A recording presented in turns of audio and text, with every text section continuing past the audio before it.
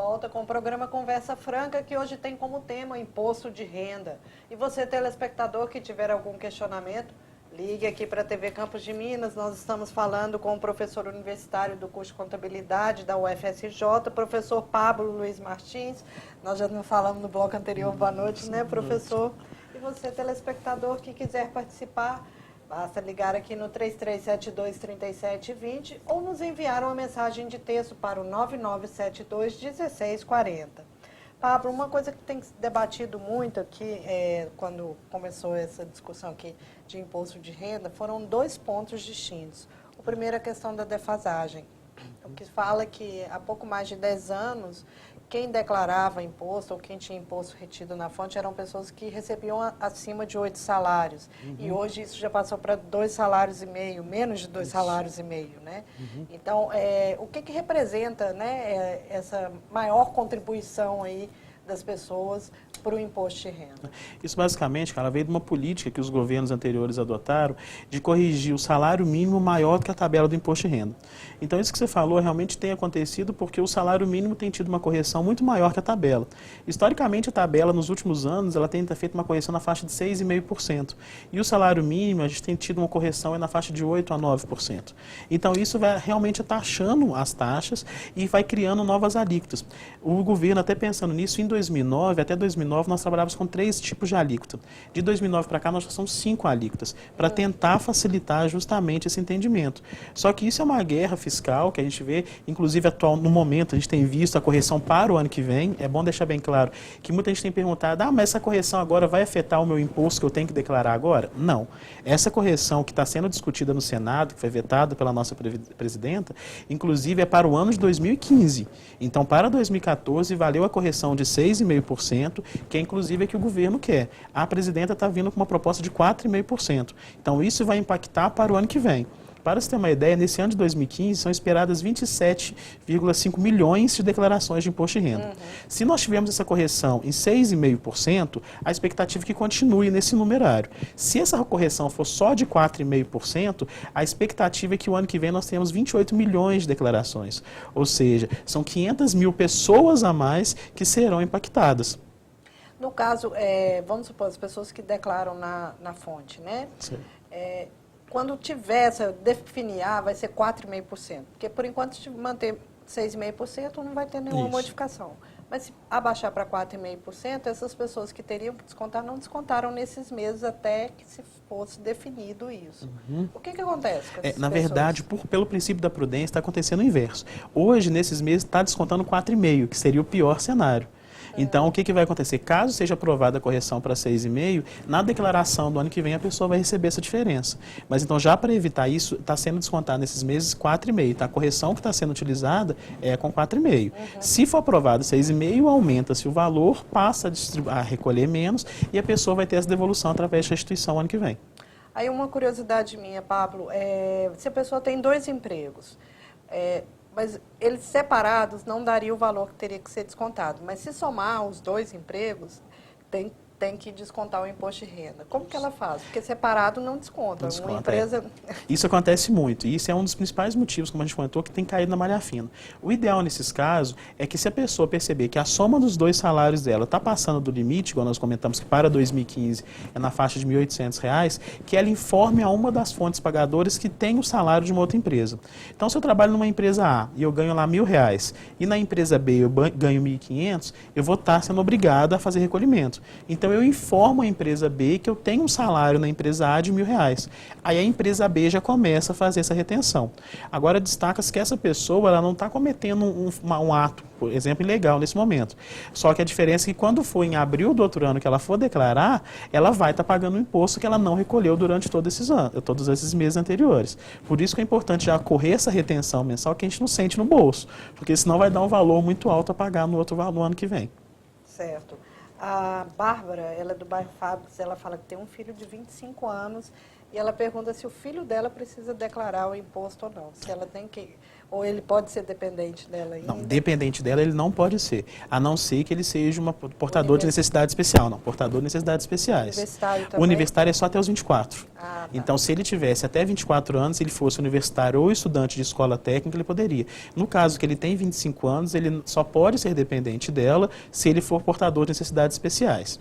E se ele vai declarar, a gente vai cair naquelas perguntas anteriores. Se ele tiver uma renda acima dos limites, ou bens, ou recebeu rendimentos isentos, ele tem que declarar. Caso contrário, ele não precisa declarar. Ok. Uma pessoa que não quis se identificar, ela falou que é doente, né, que tem um problema sério aí, mas que tem mais de 300 mil. Ela tem que declarar? Então, aí se ela passar de 300 mil bem, ela tem que declarar. Essa doença, ela só serve para não recolhimento de imposto, é o que nós falamos no início. O fato de declarar não quer dizer que ela vai pagar. Então, se os bens dela exceder 300 mil, o meu conselho é que ela declare a si mesmo e que se ela não tiver uma renda, ela não vai pagar. Só que ela vai estar declarando porque ela tem a obrigatoriedade de fazer a declaração. Isso é uma coisa muito interessante, as pessoas confundem declarar com pagar, gente. Vamos deixar bem claro. Nem sempre a gente vai ter que declarar. A pessoa vai ter que pagar, desculpa. É declarar, a gente se cair naquela ciporta. Isso é importante também. Muitas pessoas que não estão nessas informações que nós passamos, optam por declarar. Então, essas pessoas declaram justamente para ter uma comprovação de renda, que acaba que não tem. Então, nós temos um profissional autônomo ou um microempreendedor individual que precisa comprovar uma renda. Uma forma de comprovar uma renda é através da declaração. Então, quando eu faço declaração, eu realmente estou declarando ao fisco que eu tenho aquela renda anual. E se ela for abaixo do limite, eu não vou fazer nenhum pagamento de imposto, mas eu tenho uma renda comprovada. Então, quem quiser declarar, mesmo estando abaixo desse percentual que eles estipulam anualmente de recebimento, né?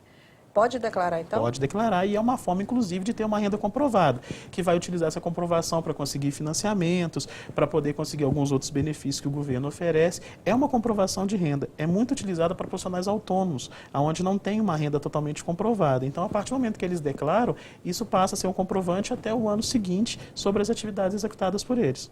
Pablo, este ano tem alguma novidade no programa? Parece que tem a parte de rascunho, que eles, né, que eles estão falando. O que é esse rascunho? Esse rascunho é uma coisa muito interessante que dá a possibilidade do contribuinte ao longo do ano ir colocando. Então, eu fui um médico esse mês, recebi um recibo do médico, eu já vou lá e já lanço as informações desse recibo. Porque o que acontece? As pessoas deixam para juntar todos os documentos na época da declaração e acaba esquecendo um ou outro. Então, essa possibilidade do rascunho, ela deixa que você vai fazendo a declaração ao longo do ano e aí, na hora que você pega o programa, você consegue importar esses dados, então facilita bastante. Uma outra novidade para esse ano, cara, é a possibilidade de declarar através de aplicativos para o celular. Então, eu posso baixar ou para o Android ou para os aplicativos do iPhone, eu também consigo baixar um aplicativo da Receita e eu faço declaração pelo próprio celular. E dali também eu consigo acompanhar uma coisa que é muito importante, como que anda a minha declaração.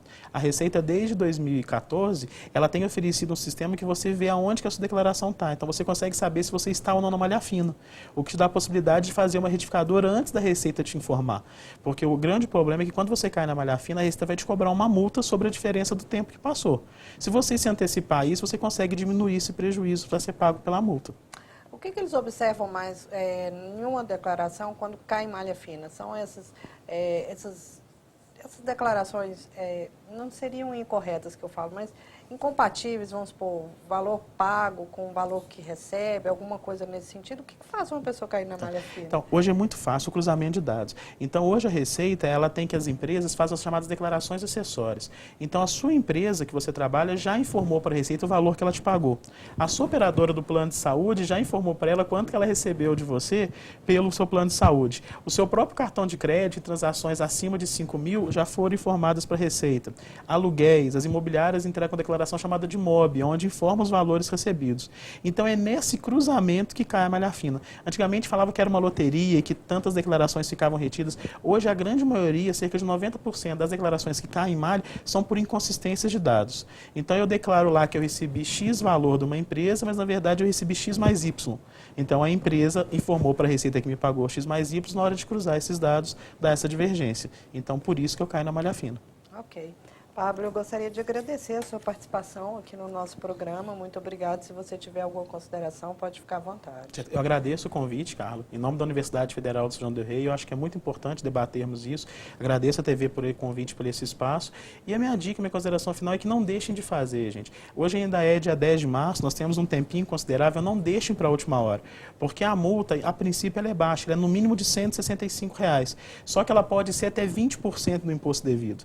Então não deixem para a última hora, aquelas pessoas mesmos, aproveita o final de semana, aproveita aí o feriado da Semana Santa, que eu costumo brincar, que é sempre nessa época, para poder fazer, porque na última hora você pode ter um problema com a internet, você pode ter um problema no sistema que pode vir te atrapalhar e por um descuido você vai estar pagando uma multa e deixando de fazer uma coisa que é obrigatória por lei.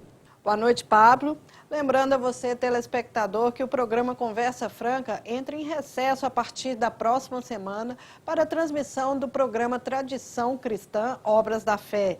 E na outra semana já começa aí as nossas transmissões ao vivo da Semana Santa de São João del Rei. A todos vocês uma boa noite e até o dia 7 de abril.